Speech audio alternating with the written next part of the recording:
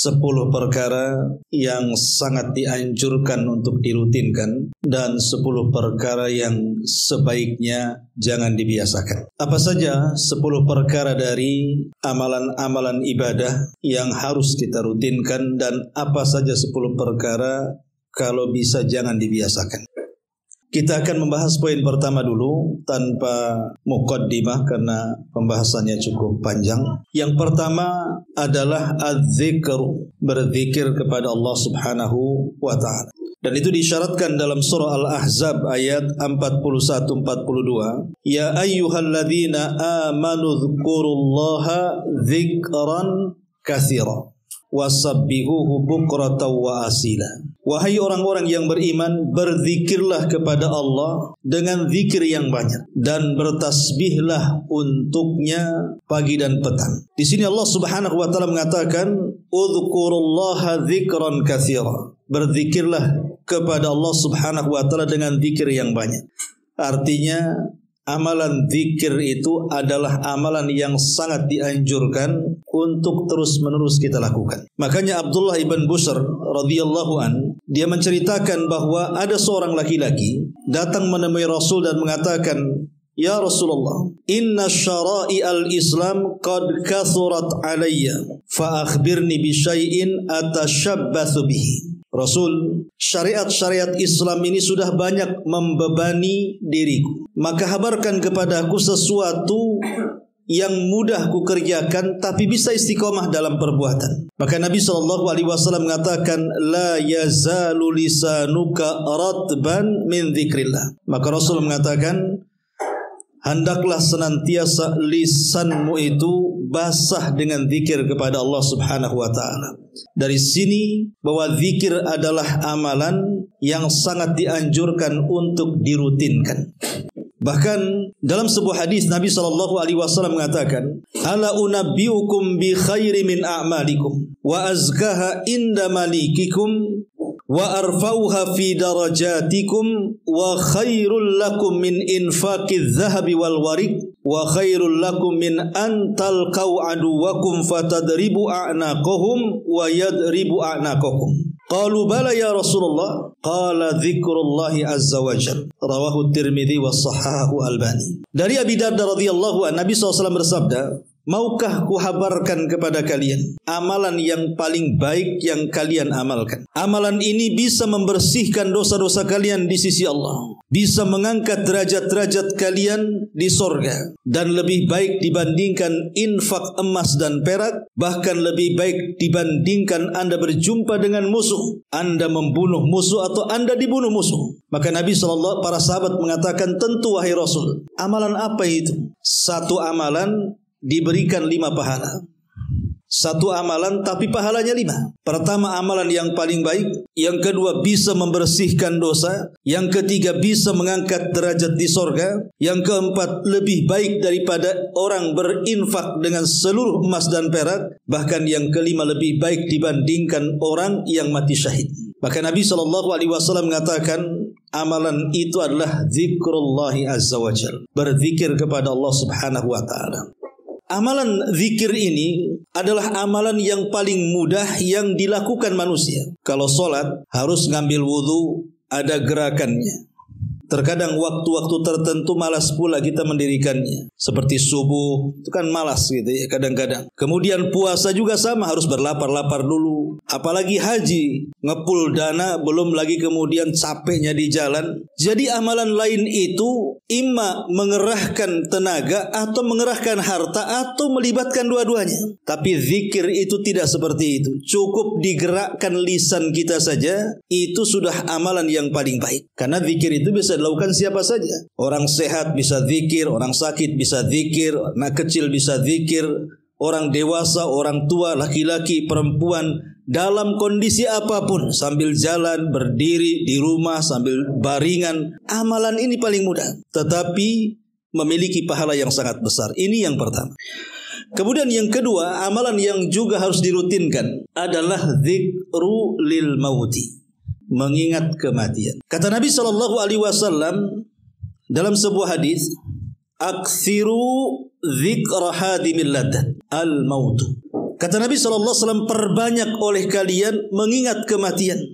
Kata Nabi SAW menyuruh kita untuk banyak mengingat kematian. Kenapa? Karena hadimul ladzat, kematian itu menghancurkan kelezatan orang hidup. Seenak apapun, sebahagia apapun orang hidup itu, kalau sudah mengalami kematian, maka akan terlepas kebahagiaan. Rumah yang dibangun sak megah-megahnya pun tidak mungkin dihuni lagi. Uang yang dikumpulkan sebanyak-banyak pun tetap menjadi warisan orang-orang setelahnya. Itulah hadimul ladzat. Karena mengingat kematian itu kalau diingatkan atau yang memikirkannya orang-orang susah, orang-orang fakir, orang-orang miskin, itu akan melapangkan dadanya.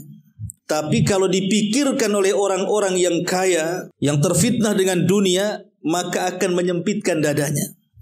Jadi kalau orang kaya yang mikir kematian itu sempit dadanya, tapi kalau orang miskin yang memikirkannya lapang tuh dadanya tuh. Kenapa? Karena kalau orang miskin mengingat kematian, dia tidak mungkin akan merenungkan keperitan hidup yang dijalaninya. Karena dia yakin ada kehidupan setelah kematian, artinya tidak masalah susah di dunia, tapi jangan pula tak bahagia di akhirat. Maka dia ada kesempatan untuk menjadi orang kaya di sorga. Makanya lapang dadanya tuh. Tapi kalau orang kaya yang memikirkan kematian, sempit dadanya. Kenapa? Karena kematian memisahkan dia dari kekayaannya. Macam mana pula rumahnya, kendaraannya, ATM-nya, tanahnya, dan seabrek-abrek kekayaannya akan ditinggalkan, sempit dia. Sehingga sempitnya hati itulah menjadikan dia ada rem dalam mengelola kehidupannya. Dia enggak sembarang kemudian membelanjakan hartanya kecuali di jalan Allah Subhanahu wa taala. Intinya bahwa mengingat kematian adalah sebuah ibadah yang seharusnya dirutinkan. Di antaranya dengan cara berziarah kubur. Dan itu yang paling efektif ya. Pokoknya yang berkaitan dengan jenazah lah. Tetangga meninggal, tengok gitu ya. Syukur-syukur kita yang memandikan, mengkafankan, menyolatkan, menguburkan, kemudian ziarah ke kuburannya. Maka itu adalah amalan-amalan yang memudahkan kita ingat akhirat. Kata Nabi SAW, kuntu nahaitukum an ziyaratil kubur fazuruha fa innaha tudzakirukumul akhirah. Dulu aku larang kalian ziarah kubur, tapi sekarang silahkan ziarah. Karena hal itu bisa mengingatkan kalian dari kematian. Ini yang kedua. Kemudian yang ketiga, salat sunnah.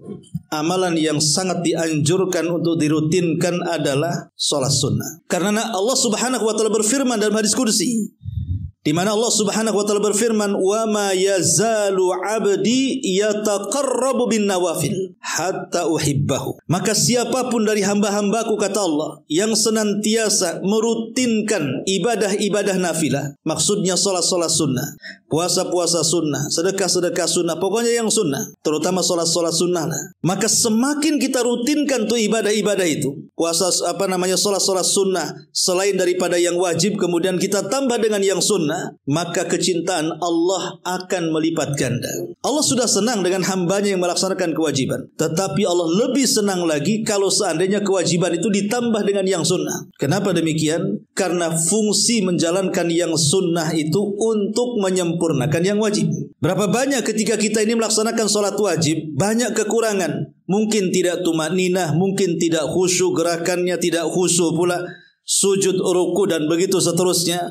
Atau ada hal-hal yang lain yang membuat kurang dalam sholat, maka itu bisa disempurnakan pahalanya dengan banyak mengerjakan nawafil. Maksudnya yang sunnah-sunnah. Jadi ibadah sunnah seperti sholat sunnah ini adalah ibadah yang sangat dianjurkan untuk dirutinkan.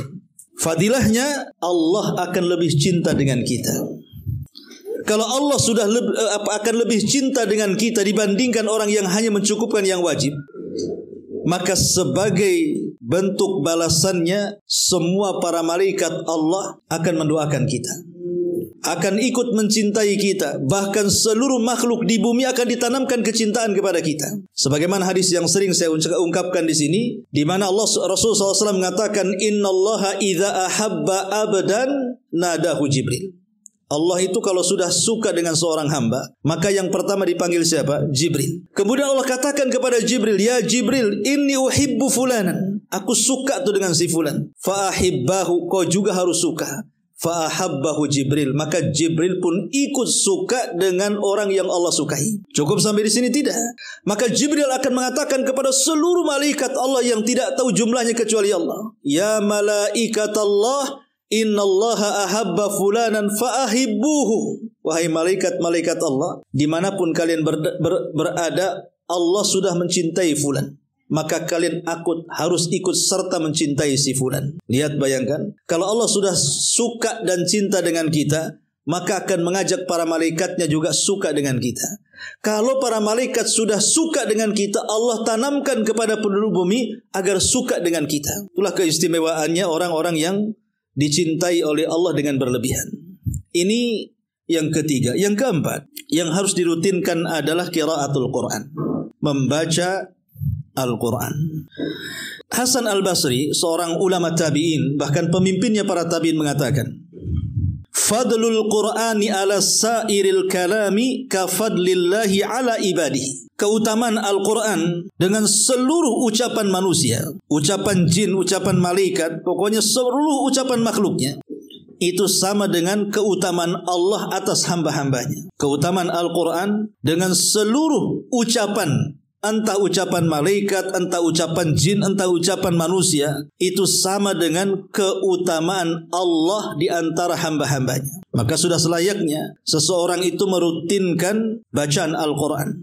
Karena kata Hasan Al-Basri, seperti keutamaan Allah dengan hamba-hambanya. Makanya kenapa tidak ada zikir yang paling afdal dari semua zikir yang diajarkan Rasul kepada kita melebihi zikir dengan membaca Quran. Karena itu seafdal-afdalnya zikir adalah qiraatul Quran, membaca Quran. Karena itu adalah kalam Allah Subhanahu wa taala.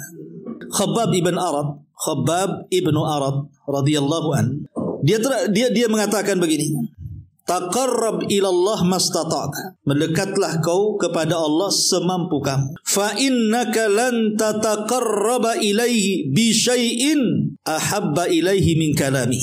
Karena sesungguhnya engkau tidak mungkin mampu mendekat kepada Allah dengan sesuatu apapun yang lebih dicintai oleh Allah Subhanahu wa taala melebihi mendekatkan diri dengan kalam-kalamnya. Maksudnya dengan bacaan-bacaan Qur'annya. Seolah-olah, kata Khabbab bin Arad, kalau kita betul-betul ingin mendekatkan diri sedekat-dekatnya kepada Allah, bacalah Quran. Seolah-olah beliau mengatakan seperti itu. Makanya kemudian Rasul sampai menjanjikan orang-orang yang suka membaca Quran bahwa Al-Quran itu akan menjadi pembela dia pada hari kiamat sebagai bentuk syafaat bagi para pembacanya. Iqra'ul Quran fa innahu ya'ti yaumal qiyamah syafi'an li ashabi. Ini yang keempat. Kemudian yang kelima, ringkas saja, bersedekah. Sedekah adalah amalan yang sangat dianjurkan untuk dirutinkan. Sampai-sampai Allah Subhanahu wa taala mengutus 2 malaikat setiap pagi mendoakan orang-orang yang bersedekah. Jadi malaikat ini setiap pagi mengatakan, ya Allah, siapapun yang bersedekah, maka ganti harta mereka. Wa ma anfaqtum min syai'in fahuwa yukhlif. Dan ingat, apapun yang kita infakkan di jalan Allah pasti Allah akan ganti. Karena Rasul mengatakan, ma naqasa min mali sadaqah, tidak mungkin berkurang harta yang disedekahkan. Ketika Allah Subhanahu wa taala mengutus malaikat setiap pagi berdoa bagi orang-orang yang ahli sedekah, menunjukkan sedekah itu amalan yang sangat dianjurkan dirutinkan supaya setiap hari kita mendapatkan doa para malaikat. Ini yang kelima. Kemudian yang keenam, at-tabassum, suka tersenyum. Disebutkan dalam hadis Abi Dzar Al-Ghifari radhiyallahu anhu, Rasul mengatakan, tabassumuka fi akhika sadaqah. Senyum kamu kepada saudaramu adalah sedekah. Bahkan Nabi SAW dikisahkan oleh Anas bin Malik radhiyallahu an, Nabi itu adalah orang yang suka tersenyum. Rasul itu bermuka masam itu cuma sekali. Ya, Rasul itu bermuka masam seumur hidup itu cuma 1 kali. Kapan itu? Saat dia berdakwah di depan orang-orang Quraisy. Jadi dia berdakwah di depan orang-orang Quraisy dengan harapan kalau seandainya para pemimpinnya masuk Islam, maka akan membawa anak buahnya, kabilahnya masuk Islam. Itu harapan Rasul. Memang baik niat Nabi. Cuman masalahnya, di tengah-tengah dia sedang memberikan ceramah di hadapan para pembesar Quraisy, datang pula orang buta. Orang buta datang menemui Rasul mengganggu dakwah Nabi. Ya nggak bisa disalahkan juga, Abdullah ibn Maktum kan buta. Dia tidak tahu Rasul sedang berceramah sama siapa. Yang jelas Ibnu Ummi Maktum datang ingin masuk Islam dan tertarik dengan Islam. Maka Nabi SAW ketika dia sedang berceramah di hadapan para pembesar Quraisy, tiba-tiba Ibnu Ummi Maktum datang dan memanggil-manggil dia. Kemudian Nabi SAW melirik dia dan langsung memalingkan wajahnya. Ketika itulah Rasul bermuka masam, seolah-olah kenapa engkau datang? Ini saya lagi sibuk-sibuknya, kenapa kau datang? Bermuka masam. Kata para ulama, itulah Rasul seumur-umur bermuka masam. Hanya satu kali dalam kasus Abdullah ibn Ummi Maktum, dan dari situ turun ayat Abasa wa tawalla anja'ahul a'ma. Surah Abasa turun. Itulah kehebatan Rasul, setiap hari seumur hidupnya tersenyum, hanya sekali bermuka masam. Kita seumur hidupnya bermuka masam, satu kali pula senyum. Itu pun karena ada niatnya, ada udang di balik batu, senyum ngapain ya, pinjam uang nampaknya nih. Ya. Jadi ini juga yang ketujuh, at-tabassum. Kemudian juga yang sangat dianjurkan untuk dirutinkan adalah as-saum, berpuasa. Makanya kenapa puasa itu, maksudnya selain puasa wajib ya, sampai aturannya itu macam-macam. Ada yang sifatnya bulanan, ada yang sifatnya pekanan, ada yang sifatnya tahunan. Itu menunjukkan apa? Sangat dianjurkan untuk dirutinkan. Ada yang sifatnya bulanan, ayyamul bid, 3 hari ya. Kalau kita sanggup melebihi 3 hari, ada yang disebut dengan pekanan, 8 hari, Senin Kamis, sebulan 8 kali ya. Oh, sanggup saya lebih daripada 8 kali Ustaz. Ada yang sifatnya 1 hari puasa, 1 hari tidak, harian, sebanyak 15 kali dalam 1 bulan itu. Jadi 3 hari ayyamul bid, 8 hari Senin Kamis, 15 hari puasa Daud. Tapi ada juga yang tahunan. Seperti nanti bulan Dzulhijjah bagi yang tidak wukuf ada namanya puasa Arafah. Nanti di bulan Muharram juga ada namanya Asyura, Tasu'a lagi. Dan begitu seterusnya. Ada puasa mutlak di bulan Sya'ban. Ada puasa Syawal 6 hari. Itu menunjukkan kenapa kemudian puasa ini sampai Nabi SAW kemudian membuat kapling-kapling. Ada yang harian, ada yang pekanan, ada yang bulanan, ada yang tahunan. Ada isyarat di sini bahwa puasa sunnah itu amalan yang sangat dianjurkan untuk dirutinkan. Ini juga luar biasa. Adapun keistimewaan puasa sering saya jelaskan. Kemudian juga amalan yang selanjutnya yang nomor 8 adalah memperbanyak salawat kepada Nabi. Ini amalan yang sangat dianjurkan untuk dirutinkan. Karena ada sebuah hadis ini dari Ubay bin Ka'ab radhiyallahu an. Jadi Ubay bin Ka'ab ini mengatakan, ketika satu hari Nabi SAW apabila telah berlalu 2/3 malam. Jadi beliau bangun, kemudian beliau mengatakan, ayyuhan nas, udzukurullaha, ja'atir rajifatu tatbauha radhifah. Kata Nabi SAW apabila berlalu 1/3 malam akhir, maka Rasul mengatakan, berzikirlah kalian kepada Allah. Berzikirlah kalian kepada Allah. Kemudian Rasul mengatakan, pasti datang tiupan pertama yang akan diikuti tiupan kedua.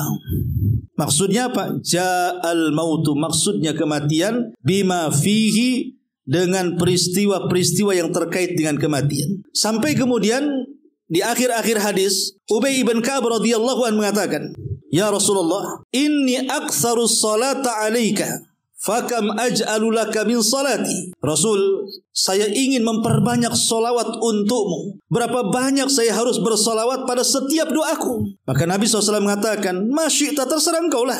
Maka Ubay mengatakan, ar-rubu, bagaimana kalau 1/4 doaku aku gunakan untuk salawat? Kata Rasul, masyi'ta, terserah kamu kalau kau sanggup.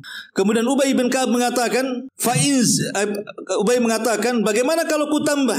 Maksudnya an-nisfu, separuh doaku salawat, separuhnya permintaan. Kata Rasul, masyi'ta, terserah kamu. Fa in zidta fa huwa khairun. Kalau kau mau nambah itu lebih baik. Maka kata Ubay, bagaimana kalau ats-tsulutsaini? 2/3 doaku aku gunakan untuk salawat, 1/3 untuk berdoa. Maka Rasul mengatakan, ma syi'ta fa in zidta fa huwa khairun laka. Terserah kamu, kalau kau menambah dari itu lebih baik. Maka Ubay mengatakan, bagaimana kalau seandainya aj'alu laka salati kulluha du'a, kulluha as-salawat. Bagaimana kalau aku jadikan pada setiap doa-doaku semuanya salawat, dari awal berdoa sampai akhir salawat aja? Maka Rasul mengatakan, idzan tukfahammuk wa yughfaru laka dzambak. Kata Rasul, kalau demikian maka kebutuhanmu pasti dicukupkan dan dosa-dosamu pasti akan diampunkan. Lihat bagaimana di sini jawaban Nabi kepada siapa? Ubay ibn Ka'ab. Ubay ibn Ka'ab mengatakan, Rasul, bagaimana kalau sepertiga doaku untuk salawat? Kata Rasul, terserah kamu. Kalau kau tambah lebih baik. Kemudian mengatakan, bagaimana kalau separuh?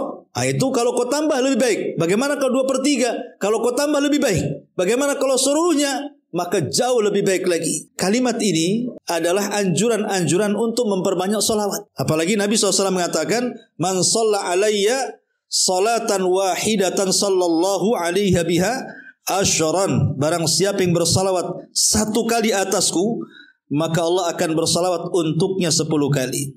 Dan makna salawat sudah saya jelaskan. Artinya kita mengatakan, ketika kita katakan Allahumma salli ala Muhammad, artinya ya Allah, pujilah nabiku Muhammad di atas makhlukmu yang ada di langit sana. Pujilah nabiku Muhammad di depan Jibril, di depan Mikail, di depan Israfil, di semua malaikat yang di langit. Maka kalau kita 1 kali saja meminta permintaan seperti itu, ya Allah, pujilah nabiku di hadapan makhlukmu yang ada di langit, maka sebagai imbalannya Allah akan memuji kita 10 kali di hadapan makhluknya yang ada di langit. Nama kita disebut depan Jibril, Mikail, Israfil, malaikat pembawa aras, dan semua malaikat yang menempati langit-langit mulai dari langit pertama sampai langit ke-7. Semua mendengar nama kita. Jadi seolah-olah kita menjadi selebritis langit, ya, kalau orang yang banyak bersalawat itu. Nah, ini juga diantara kemudian yang terakhir, menuntut ilmu. Nomor 9 ya, menuntut ilmu. Thalabul ilmi harus dirutinkan. Ingat, thalabul ilmi harus dirutinkan.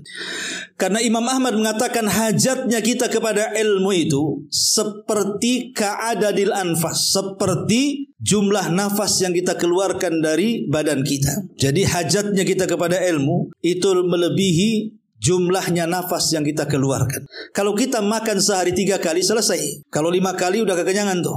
Ya. Tapi ilmu pengetahuan agama itu dihajatkan setiap detik, menit, waktu, jam, hari, bulan, tahun, dan begitu seterusnya. Karena sehari-hari kita itu butuh ilmu. Masuk kamar mandi saja ada ilmunya, keluar kamar mandi ada ilmunya. Orang mau tidur ada ilmunya, orang mimpi buruk ada ilmunya, bangun dari tidur ada ilmunya, mau makan ada ilmunya, selesai makan ada ilmunya, keluar rumah ada ilmunya, masuk pasar ada ilmunya. Jadi kalau kita tidak merutinkan untuk talabul ilmi, maka kita tidak mungkin membedakan mana yang hak, mana yang batil, mana yang baik, mana yang tidak. Karena ilmu itu pemisah antara hak dan yang batil, antara yang ikhlas dengan yang tidak, antara yang riya dengan yang ikhlas, dan begitu seterusnya. Dan yang terakhir tentu adalah doa. Yang harus dirutinkan adalah berdoa kepada Allah Subhanahu wa ta'ala. Inilah 10 perkara yang disebutkan, yang disunnahkan atau dianjurkan sekali untuk dirutinkan. Sekarang kebalikannya, 10 perkara jangan dibiasakan, jangan dirutinkan. Bila perlu berusaha untuk ditinggalkan. Yang pertama, la tuksir adh-dhahika, jangan memperbanyak tertawa. Al-Imam Al-Ghazali rahimahullahu ta'ala sampai mengatakan dalam kitabnya Ihya Ulumuddin, kasratul dhahik tumitul qalba. Banyak tertawa itu bisa mematikan hati. Banyak tertawa itu bisa membuat hati kita mati. Yang kemudian pengaruhnya adh-dhahik yadullu alal ghaflati anil akhirah. Kata beliau, karena banyaknya tertawa itu menunjukkan lalainya kita dari akhirat. Berarti dia tidak pernah ingat akhirat tuh. Sebab kalau seandainya orang ingat akhirat, ingat ada alam barzah, ingat ada alam mahsyar, ingat ada neraka dan sorga, tentu dia tidak akan banyak tertawa. Boleh jadi dia akan banyak menangis. Sebagaimana Nabi SAW mengatakan, "Lau ta'lamuna ma a'lamu la dhahiktum qalilan wa la bakaitum katsira." Kalau kalian tahu apa yang ku tahu, pasti kalian akan banyak menangis dan sedikit tertawa. Karena saking ngerinya ketika Rasul diperlihatkan azab kubur dalam peristiwa Isra Mi'raj itu. Karena banyaknya tertawa itu bisa mematikan hati. Orang dulu kalau tertawa sendiri itu biasanya disebut orang gila. Kalau ada pinggir jalan gitu kan, ketawa gila tuh biasanya. Gak pakai baju biasanya. Kalau sekarang hampir semua orang tertawa sendiri kan Bu ya. Hampir semua orang tertawa sendiri. Nengok TikTok, nengok shot, nengok apa kan di situ kan. Nauzubillah coba. Dan dia bisa ketawa kakak dari pagi sampai malam tuh. Gak berhenti. Ya. Coba sekarang ini justru orang gila yang tidak tertawa, orang waras menggantikannya. Jadi tidak bisa dibedakan mana gila mana waras kalau sekarang ini. Nah ini kan bahaya ya. Nah itulah makanya banyak tertawa itu jangan dirutin. Ya tertawa itu bagus, untuk kesehatan pun bagus ketawa itu. Tetapi jangan sepanjang waktu tertawa. Ini yang pertama. Kemudian yang kedua, la tukthir al-halifa fil bai'. Jangan suka memperbanyak sumpah dalam jual beli. Rasul mengatakan khairul makan masajiduha wa aswaul makan aswaquha. Kata Rasul sebaik-baik tempat tuh masjid-masjidnya dan seburuk-buruk tempat tuh pasar-pasarnya. Jadi pasar itu tempat yang paling buruk. Tapi syaitan pintar sekarang kan membisikkan kepada syaitan al-ins dengan alasan macam-macam. Sekarang disulap gitu ya. Pasar yang tadinya dulu kumuh, malas ke pasar, sekarang orang pengen ke pasar semua karena sudah berubah jadi mall, jadi macam-macam. Bahkan orang masuk mall itu tidak belanja, ngadem. Bahkan kalau sudah masuk kamar WC-nya kan lebih baik daripada WC di rumah, nggak keluar-keluar tuh. Nauzubillah. Ya. Jadi pasar itu tempat mungkar yang paling banyak. Semua maksiat di luar pasar ada dalam pasar, tapi semua maksiat di dalam pasar belum tentu ada di luar pasar. Mulai dari syirkul akbar sampai kabairuz dzunub, sampai saghairuz dzunub, itu ada lengkap di pasar itu. Syirkul akbar seperti apa? Syirik. Orang pasar itu paling banyak kesyirikannya. Kenapa? Datang ke dukun, beli jimat, beli raja, tempel di tokonya. Biar laris. Itu udah kesyirikan tuh, ya. Belum lagi kemudian kabairuz dzunub, mulai dari dosa lisannya, menggibah, ya, untuk mengambil langganan, menjelek-jelekan pedagang yang lainnya, udah biasa itu, menjatuh-jatuhkan. Namanya orang pasar. Pasti dia akan jatuh-jatuhkan yang lainnya. Dia kurang tawakal. Kalau tidak punya ilmu kurang tawakal. Seolah-olah apa, rizki dia diambil orang dan rizki orang bisa diambil dia. Padahal rizki itu kan udah masing-masing dicatat tuh. Mau jelek-jelekan orang pun tetap segitu dapatnya dia. Nah itulah orang pasar itu yang teriak-teriak ala jahiliyah semua ada. Jadi makanya kenapa lah salah satunya adalah paling banyaknya sumpah itu di pasar. Untuk apa? Untuk menglariskan dagang. Kata Rasul, iyyakum wa kasratal halafi fil bai'i fa innahu yunaffaq thumma yamhaq, kata Rasul. Hati-hati jangan banyak sumpah dalam jual beli itu. Memang pada dasarnya yunaffaq bisa menambah keuntungan, tetapi hakikatnya yamhaq, sedikit demi sedikit dicabut keuntungan dan berkahnya. Kan biasanya orang kalau mau nipu, kalau ingin menutupi tipuannya biasanya dengan sumpah. Alasannya apa? Supaya dapat keuntungan. Ya zahirnya ada keuntungan memang. Oh dari sana enggak sekian kok kamu tawar sekian. Dari sana enggak dapat, wallahi enggak dapat. Ya. Asih wallahi saja orang pasar itu. Ya. Lah hal ini jangan dirutinkan. Bersumpah untuk kebenaran itu tidak masalah sekali-kali. Bersumpah orang yang menuduh wajib mendatangkan bukti. Jadi ada letak-letak kapan sumpah kapan tidak. Jangan jadikan mainan, ya. Kemudian yang ketiga, la tukthir as-su'ala. Jangan terlampau banyak tanya. Maksudnya banyak tanya yang tidak ada faedahnya. Kata Nabi SAW, innallaha kariha lakum thalathan. Allah itu benci kepada kalian dengan 3 perkara. Qila wa qal wa idha'atul mal wa kasrah as-su'al wa kasratus su'ali. Pertama qila wa qal. Kata si anu ini, kata si anu begitu. Ya, menukilkan kata-kata orang tanpa ada cross check benar salahnya. Ternyata yang disampaikan berita hoax semua. Kemudian yang kedua idha'atul mal. Menyia-nyiakan harta itu ada 2 jenis. Pertama israf dan yang kedua tabdzir. Apa bedanya israf dengan tabdzir? Kalau israf itu membelanjakan harta ke yang haram, walaupun sedikit nominalnya tetap israf. Pamannya cuma 2.000 perak lah, 2.000 perak. Tapi membeli barang-barang yang diharamkan itu namanya israf. Tapi kalau tabdzir itu melebih-lebihkan pada sesuatu yang mubah. Pamannya ibu hidup berdua sama suami, bertiga dengan anak. Tapi kalau COD satu kampung itu gayanya.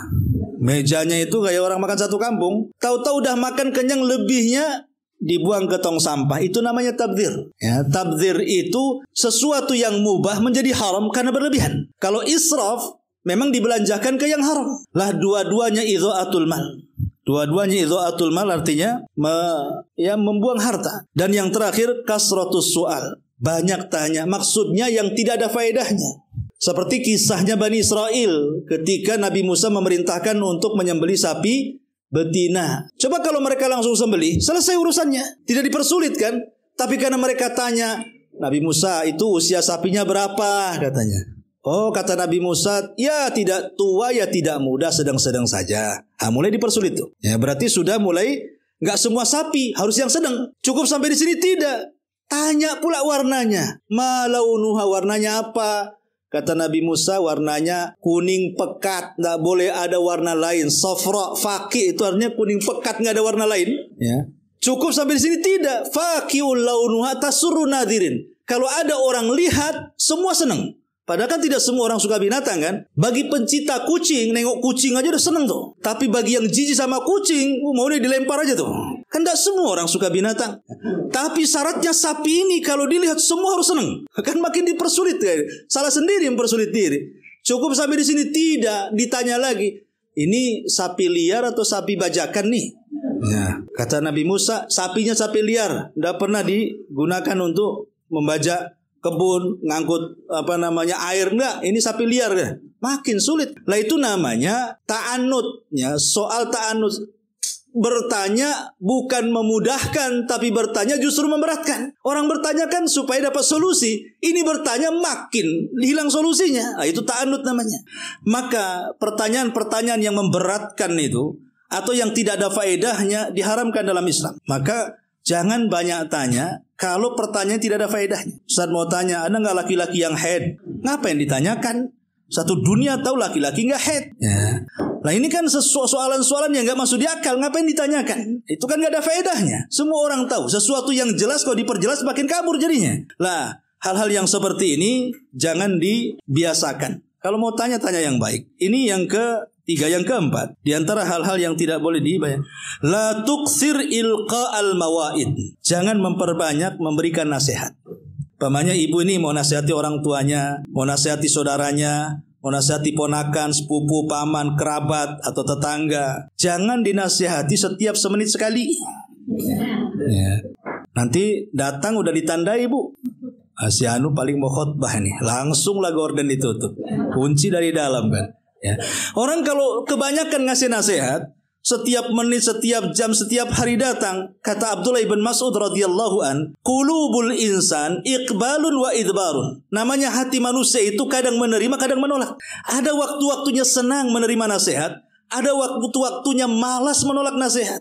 Maka kata beliau, carilah di waktu senang, hindari di waktu susah. Terkadang kita nasihatnya bagus, tapi jiwanya belum terima, entah dia ada masalah dengan keluarganya, cekcok dengan istrinya, dengan suaminya, dengan anaknya. Ketika dinasihati, kita jadi sasarannya. Nah itu masalahnya. Jangan terlampau sering memberikan nasihat, tapi jarang-jarangkan. Lihat-lihat posisi, lihat-lihat kondisi dan tempat. Kemudian yang nomor 5, ya. La tuksir al-kalam inda tawaf bil Ka'bah. Jangan memperbanyak ngobrol saat tawaf di Ka'bah. Karena di situ bukan waktunya ngobrol. Waktunya zikir, berdoa, baca Quran. Bukan waktu ngobrol. Kalau habis ngobrol di sana, karena dulu tidak salah kisahnya Sa'id bin Musayyib rahimahullahu taala, ketika ada salah seorang muridnya hendak meminang putrinya, tapi dipinang saat tawaf. Maka Sa'id bin Musayyib diam, tidak bicara sampai selesai. Baru selesai keluar dari tawaf, keluar dari areal tawaf gitu, baru ditanya, tadi kamu mau hajat apa? Jadi dia pura-pura tidak tahu, karena tahu bahwa di situ itu tempat zikir, doa dan baca Quran, bukan tempatnya ngobrol dan begitu seterusnya. Kemudian yang nomor 6, la tuksir al-khuruj minal baiti lailan. Jangan sering keluar malam. Ya keluar malam sekali-kali bolehlah, tapi kalau diseringkan keluar malam itu membahayakan. Kenapa? Karena Allah Subhanahu wa taala memerintahkan kita berlindung dari malam seperti memerintahkan kita berlindung dari setan. Jadi Allah memerintahkan kita berlindung dari keburukan malam hari persis seperti Allah perintahkan kita berlindung dari setan. Qul a'udzu birabbil falaq min syarri ma khalaq wa min syarri ghasiqin idza waqab. Ghasiq itu artinya malam, waqab ketika menutup. Kenapa demikian? Karena kejahatan di malam hari itu meningkat, terutama kekuatan setan itu meningkat. Makanya lihat maksiat itu kebanyakan di malam hari. Ada orang di siang hari nggak ada niat maksiat, kalau sudah datang di malam hari keluar tuh keinginan maksiatnya itu. Itu waswas setan tuh.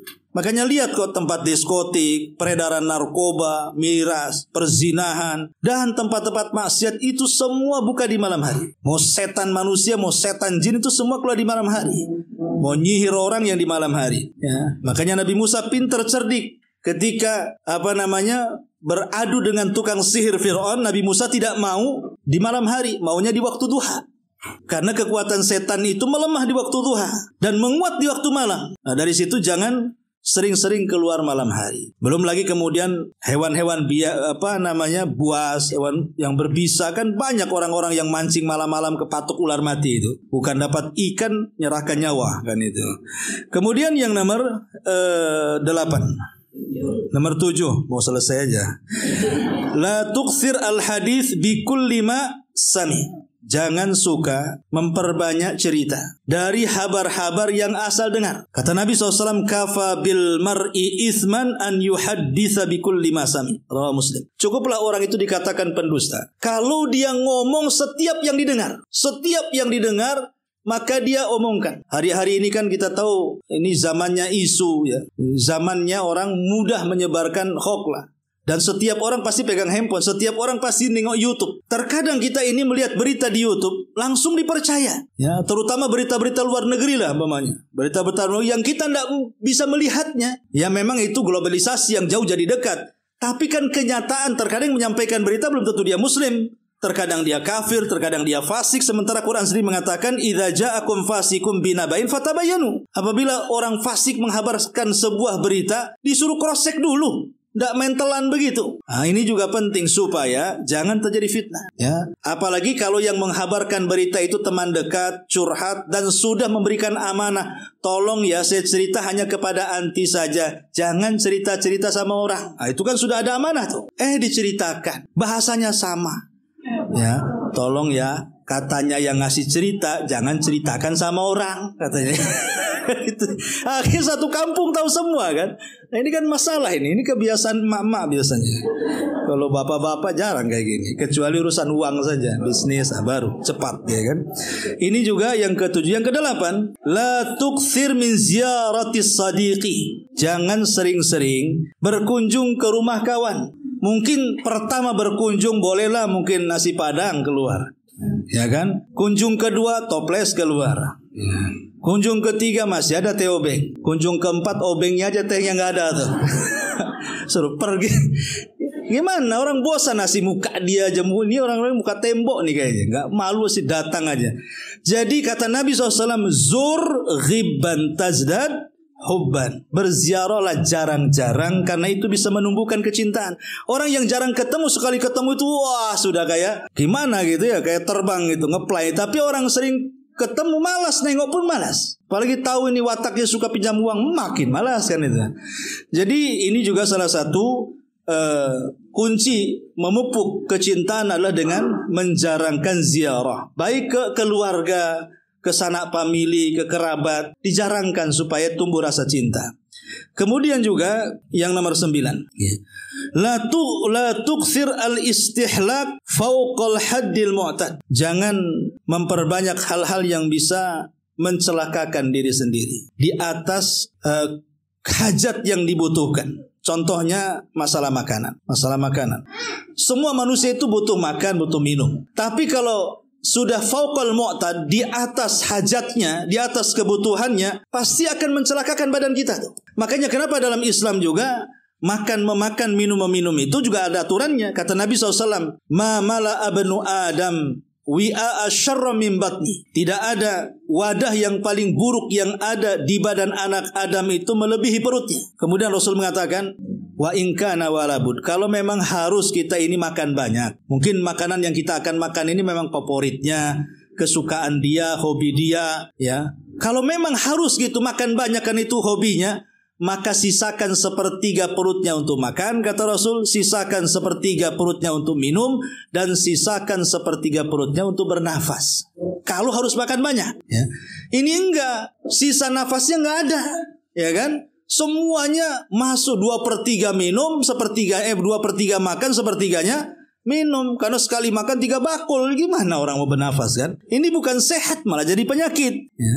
Makanya kenapa Allah sampai mengatakan kulu washrabu wala tusrifu, makan minum tapi jangan israf, berlebihan. Nah, jadi maksudnya jangan memperbanyak makan atau memperbanyak minum, tapi masukkan sesuai dengan hajat kebutuhan badan. Hajat kebutuhan badan.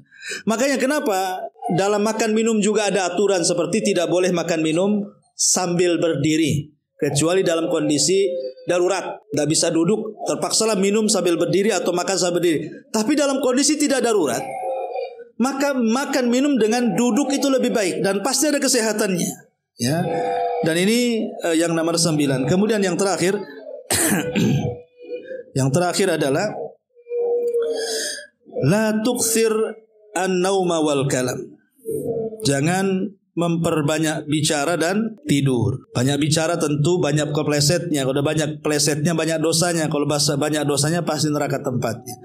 Banyak tidur juga sama, melufutkan semua amal soleh. Bayangkan kalau kita tidur habis subuh, bangun asar, ya kan? Yang harusnya itu mungkin ketika kita terjaga kita bisa zikir, kita bisa baca Quran, kita bisa mengajak orang dari yang mungkar kepada yang ma'ruf. Banyak yang harus kita kerjakan saat terjaga. Tapi kalau orang tidur, apa yang dikerjakan? Ya tidur aja lah, nggak sadar dia. Jadi akan meluputkan banyak waktu. Banyak waktu akan luput. Makanya ya tidur itu ya seperti tidur Nabi lah. Kalau memang ingin tidur Nabi, kalau malam kan Nabi tidur separuh malam. Kalaupun mau ditambah, tambah lagi sepertiga menjadi 2/3. Kalau malam hari Rasul itu tidur separuh malam, bangun. Atau 2/3 malam, tidur sepertiga malam, bangun. Auzid alaih warattilil Qur'ana tartil. Auzid ditambah lagi dari separuh itu, menjadi 2/3 gitu ya. Itu kalau tidurnya Nabi. Ya, dan ingat bahwa banyak tidur itu bisa mematikan hati, kemudian menghilangkan sesuatu yang berharga dalam hidupnya, dan lebih daripada itu dikhawatirkan dia tidak bangun lagi. Banyak orang yang tidur tidak sempat bertobat, kemudian mati sebelum bertobat kepada Allah Azza wa Jalla. Dan bisa ditambah juga la tuksir al-ghadaba. Jangan diperturutkan mudah emosi, mudah marah, ya. Karena ada orang yang perkara kecil saja jadi emosi, jadi marah. Sederhanakan masalah, ya. Karena orang marah itu kaca saja nggak nerima wajah kita. Nengok saja udah kayak setan kan itu ya. Orang marah itu wajahnya yang cantik jadi jelek, lisannya yang lembut jadi jahat gitu ya. Akan banyak madarat. Makanya Rasul ketika ada seorang sahabat minta wasiat, Rasul berulang-ulang mengatakan la taghdab, faraddada miraran la taghdab. Wallahu alam. Ini diantara 10 perkara yang hendaklah dirutinkan dan 10 perkara hendaklah jangan dibiasakan.